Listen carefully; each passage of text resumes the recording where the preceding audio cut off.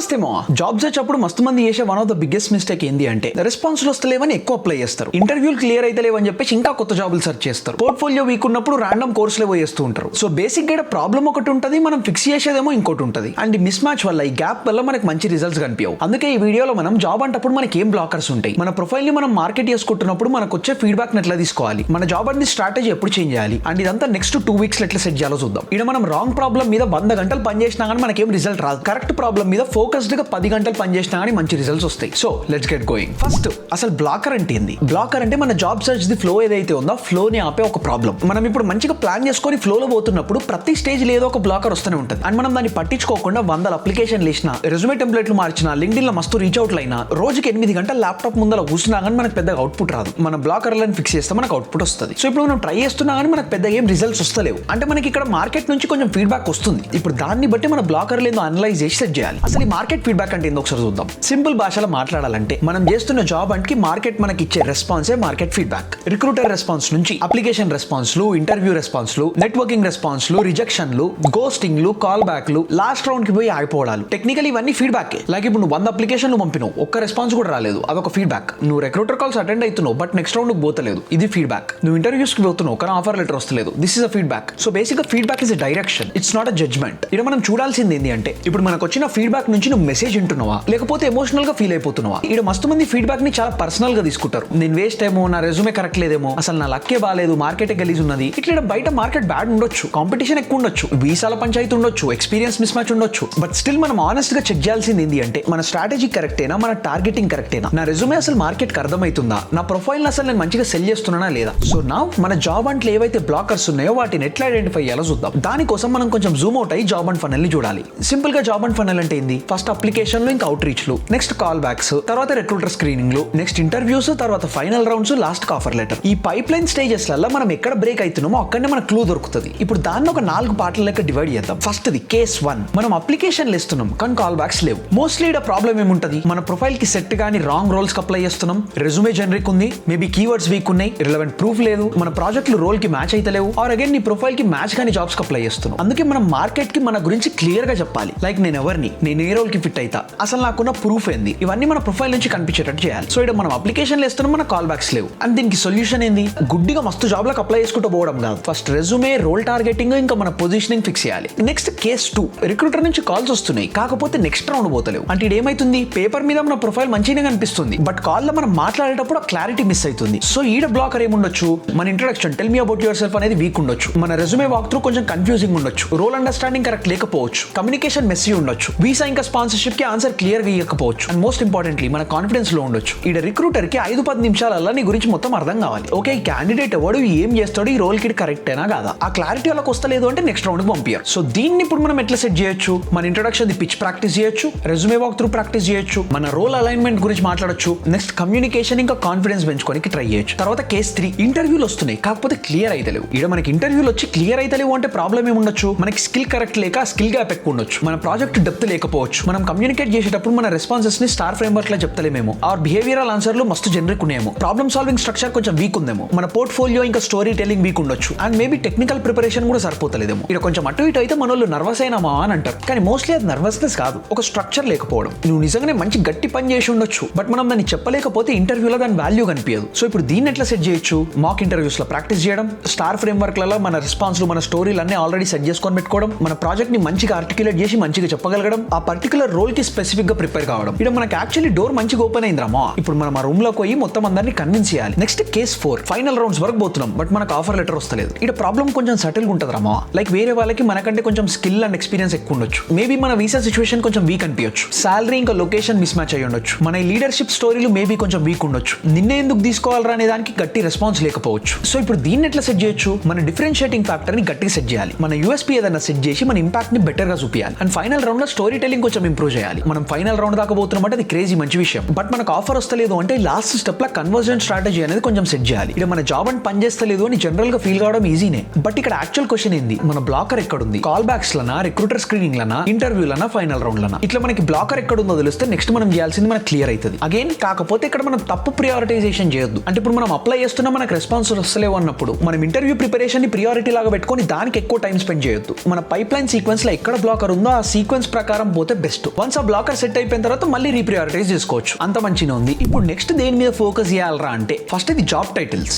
Only ఒకటే title మీద fixated గా పడిపోవద్దు. ఇప్పుడు డేటా సైంటిస్ట్ రోల్ కి అప్లై చేస్తున్నావు, బట్ నీ skills SQL, dashboard, Excel, Python basics అయితే data analyst, business analyst, BI analyst, reporting analyst ఇవి కూడా చూడొచ్చు. అండ్ యూఎక్స్ డిజైన్ సైడ్ లో మాట్లాడితే product designer, UX designer, UI designer, interaction designer, motion designer. మన skills ని బట్టి లైట్ గా బ్రాంచ్ అవుట్ కావచ్చు. అట్లా అని చెప్పి మరీ సంబంధం లేని రోల్స్ అప్లై చేసుకుంటా పోతే మనకు పెద్ద రెస్పాన్స్ ఉండదు. మన ప్రైమరీ రోల్ ఒకటి ఉండాలి, దానికి బ్యాకప్ రోల్ ఒకటి ఉండాలి, బట్ కొంచెం సిమిలర్ రోల్స్ కి కూడా ట్రై చేయాలి. మనకి మార్కెట్ డోర్ ఎక్కడ చూపిస్తుందో అడిగి పోవాల్సిందే. మనకు కావాల్సిన డ్రీమ్ టైటిల్, ఆ ప్రైమరీ టైటిల్ ఏదైతే ఉందో అది మన ప్రస్తుతం ఉన్న స్కిల్ సెట్ వస్తలేదు అని అంటే కొంచెం సిమిలర్ రోల్ సెట్ చేయాల్సిందే. నెక్స్ట్ అప్లికేషన్లు. మనం అప్లికేషన్ వేసేటప్పుడు ఏదో లింక్డ్ఇన్ అప్లై చేసినామా అంటే సరిపోదు. మనం అప్లై చేసేది డిఫరెంట్ ప్లేసెస్ నుంచి ఉండాలి. మనం ఇన్వెస్ట్ చేసేటప్పుడు మన పోర్ట్ఫోలియోని డైవర్సిఫై చేసినట్టు ఈడ కూడా సంథింగ్ లైక్ దట్. మనం డైరెక్ట్ కంపెనీ కెరీర్స్ పేజ్ నుంచి అప్లై చేయొచ్చు, రిఫరల్స్ తో అప్లై చేయొచ్చు, ఏదైనా అలుమ్నై నెట్వర్క్ కి కనెక్ట్ అయ్యి అక్కడ నుంచి అప్లై చేయొచ్చు, రిక్రూటర్లకు రీచ్ అవుట్ అయ్యి అక్కడ నుంచి అప్లై చేయొచ్చు, కోల్డ్ ఈమెయిల్స్ పంపించి ట్రై చేయొచ్చు. నెక్స్ట్ ఆఫ్లైన్ లో కూడా ట్రై చేయొచ్చు, like career fairs, university connections, tech మీటప్లు, కన్సల్టింగ్ కంపెనీలు. ఇట్లా కొంచెం డైవర్సిఫై చేసి మనం ట్రై చేస్తే మనకు కొంచెం స్కోప్ పెరుగుతుంది. అండ్ అప్లికేషన్స్ అయిపోయిన తర్వాత లాస్ట్ వీడియోలో మనం మాట్లాడుకున్నట్టు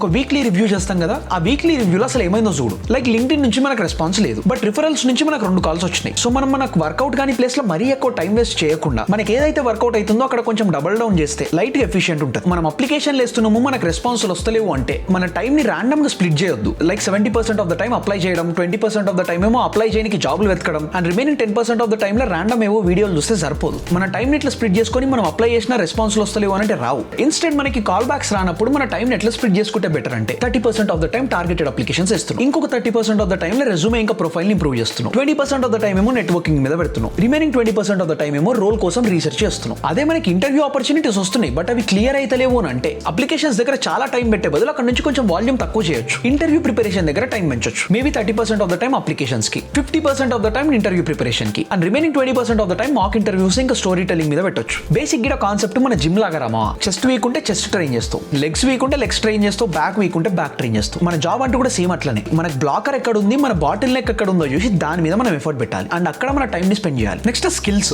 ఇట్లా స్కిల్స్ పెంచుకోవడానికి రాండమ్ ఏవో కోర్సులు చేస్తే రావు. ఫస్ట్ మార్కెట్ ఏం అడుగుతుందో చూడు. ఫర్ ఎగ్జాంపుల్ ఇప్పుడు అన్ని జాబ్ డిస్క్రిప్షన్లలో సీక్వెల్ ఉంది అనుకో, నువ్వు 2 నెలలు పవర్ బిఐ కోర్స్ మీద టైం స్పెండ్ చేస్తే యూస్ తక్కువ కదా. సో మార్కెట్ లో నువ్వు అనుకుంటున్న రోల్ కి ఎక్కువ ఏ స్కిల్ నడుస్తుందో చూసి ఆ స్కిల్ ని మంచి గట్టి చేయాలి. తర్వాత ఒక గట్టి ప్రాజెక్ట్ చేయాలి. నెక్స్ట్ రెజ్యూమేలో ప్రూఫ్ పెట్టాలి. యూఎక్స్ డిజైన్ ఎగ్జాంపుల్ మాట్లాడితే మనం రోల్స్ అప్లై చేసేటప్పుడు జాబ్ డిస్క్రిప్షన్లలో end to end product thinking, design systems and stakeholder collaboration అని ఎక్కువ ఉన్నాయి. బట్ మనమేమో డ్రిబుల్ లో ఇంకా బిహాన్స్ లో మొత్తం బొమ్మలు పాలిష్ చేసుకుంటూ కూర్చుంటే వేస్టే కదా. సో మార్కెట్ ఎక్కువ ఏం అడుగుతుందో ఆ స్కిల్ ని మనం గట్టిగా చేసుకొని దాన్ని మనం షోకేస్ చేసుకోగలిగితే సెట్. ఇక్కడ ఈ స్కిల్ బిల్డింగ్ కూడా మార్కెట్ ఫీడ్బ్యాక్ ని బట్టే ఉండాలి, రాండమ్ ఏదో వీడియో చూస్తే వచ్చిన మోటివేషన్ నుంచి కాదు. And finally now you know everything that you have to do. But మన బ్లాకర్స్ అన్నిటిని 14 డేస్ లో ఎట్లా సెట్ చేయాలో చూద్దాం. ఫస్ట్ నీ జాబ్ అండ్ పైప్ లైన్ లో పెద్ద బ్లాకర్ ని ఐడెంటిఫై చేసిన తర్వాత 14 డేస్ ఒక మెయిన్ ప్రాబ్లమ్ మీద ఫోకస్ చేయాలి. మొత్తం అన్న ఒకటేసారి కాదు, ఓన్లీ ఒక మెయిన్ ఇంపార్టెంట్ బ్లాకర్. అండ్ దానికోసం స్టెప్ 1 నీ ప్రాబ్లమ్ ను ఒక సింగిల్ లైన్ లో రాయి. లైక్ ఫర్ ఎగ్జాంపుల్, నాకు కాల్ బ్యాక్స్ వస్తలేవు బికాస్ నా రెజ్యూమే స్పెసిఫిక్ గా లేదు, ఆర్ నేను ఇంటర్వ్యూస్ లో రిజెక్ట్ అవుతున్నా బికాస్ నా ఆన్సర్ స్ట్రక్చర్డ్ గా లేవు,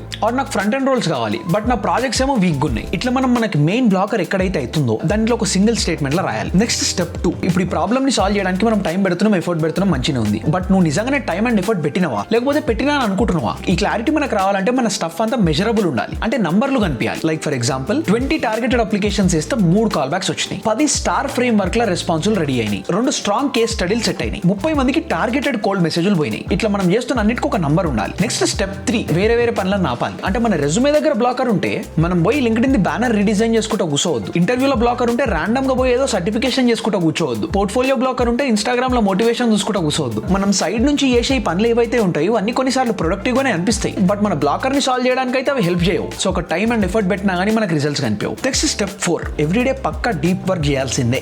డీప్ వర్క్ కోసం ప్రతి బ్లాక్ కనీసం గంట నుంచి గంటన్నర దాకా ఉండాలి. అండ్ ఈ టైం బ్లాక్ లో మన బ్లాకర్ ఏదైతే ఉందో దానికోసం డెడికేటెడ్ గా పనిచేయాలి. రెజ్యూమే ఆర్ అప్లికేషన్ బ్లాకర్ ఉంటే మేబీ 3 బుల్లెట్ పాయింట్లు గట్టిగా రిఫైన్ చేసి రీరైట్ చేయి, ఆర్ మేబీ 2 జాబ్ డిస్క్రిప్షన్ లో కంప్లీట్ గా అనలైజ్ చేయి. రెజ్యూమే ఒక మంచి గట్టి టైలర్డ్ వర్జన్ రెడీ చేయి, 5 రిలవెంట్ అప్లికేషన్లు పంపు. ఇంటర్వ్యూ బ్లాకర్ ఉంటే మన ఆన్సర్లు డ్రాఫ్ట్ చేయి, వాటిని బయటికి గట్టిగా చెప్పి ప్రాక్టీస్ చేయి. ఒకసారి వాటిని ఫోన్ లో రికార్డ్ చేసుకొని చూడు, నీకు అర్థమవుతున్న ఫీడ్బ్యాక్ నుంచి ఇంకా రిఫైన్ చేయి. నెక్స్ట్ స్టెప్ 5, రివ్యూ చేయడం. 14 డేస్ మంచిగా క్లారిటీతోని పీస్ఫుల్ గా మన బ్లాకర్స్ ని ఐడెంటిఫై చేసి వాటన్నిటిని సాల్వ్ చేయడానికి ట్రై చేసిన తర్వాత అసలు ఏమైందో ఒకసారి చూడు. కన్వర్జన్ ఇంప్రూవ్ అయ్యిందా, నెక్స్ట్ స్టేజ్ కి మూవ్ అయ్యిందా, సేమ్ ఆ బ్లాకర్ ఇంకా అట్లనే ఉందా, ఒకవేళ క్లియర్ అయితే నెక్స్ట్ బ్లాకర్ అయింది. ఇట్లా ఒక పద్ధతిగా ఒక సిస్టమ్ ఫాలో చేసుకుంటూ పోతే మనకు వర్కౌట్ అయ్యే ఛాన్సులు పెరుగుతాయి. And one important thing that you have to do is to not panic. ఇప్పుడు మనం మార్కెట్ ఫీడ్బ్యాక్ వాడుకోవాలి అని చెప్పి మరీ చిన్న చిన్న చిన్న వాటికి పానిక్ అవ్వాల్సిన అవసరం లేదు. జస్ట్ ఒక రిజెక్షన్ వచ్చింది అంటే మన ప్రొఫైల్ సెట్ కాదు, మన కెరీర్ చాయిస్ తప్పు అని కాదు. జస్ట్ ఒక రిక్రూటర్ నుంచి మనకు రెస్పాన్స్ రాలేదు అంటే మన రెజ్యూమే బేకార్ ఉంది అని కాదు. ఒక వీక్ కొంచెం స్లో ఉంది అంటే మార్కెట్ క్లోజ్ అయినట్టు కాదు. మొత్తం ప్యాటర్న్ చూడు. జస్ట్ ఒక రిజెక్షన్ అయితే ర్యాండమ్ అయ్యి ఉండొచ్చు, బట్ 10 సిమిలర్ రిజెక్షన్లు వస్తే ఒక ప్యాటర్న్ కనిపిస్తుంది. ఒక ఇంటర్వ్యూలో మనం స్టంబుల్ అవుతున్నాం అని అంటే ఓకే ఏదో ర్యాండమ్ గా అయిపోయి ఉంటుంది అనుకోవచ్చు,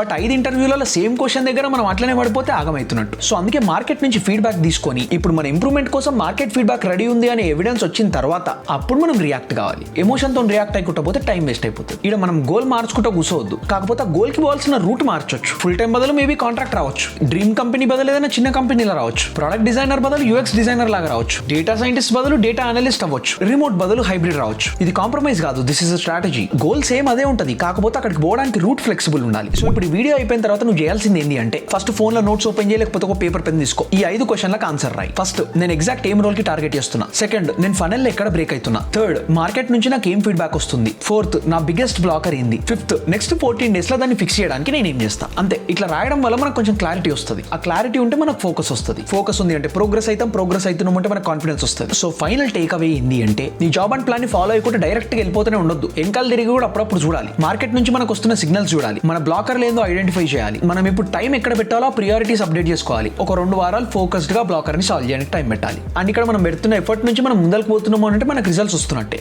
సో అది కథ. నెక్స్ట్, ప్రాజెక్ట్ ఎట్లా సెట్ చేయాలి, స్కిల్స్ ఎట్లా సెట్ చేయాలి, రెజ్యూమే ఎట్లా సెట్ చేయాలి, పోర్ట్ఫోలియో ఎట్లా సెట్ చేయాలి, కేస్ స్టడీలు, అప్లికేషన్లు, నెట్వర్కింగ్ ఇవన్నీ నెక్స్ట్ వీడియోలో చూద్దాం. నెక్స్ట్ వీడియోస్ లో చూద్దాం. అండ్ మనం కూడా నెక్స్ట్ వీడియోలో కలుద్దాం, ఇచ్చి పడేద్దాం. అండ్ యా, అంతే మరి. బాయ్.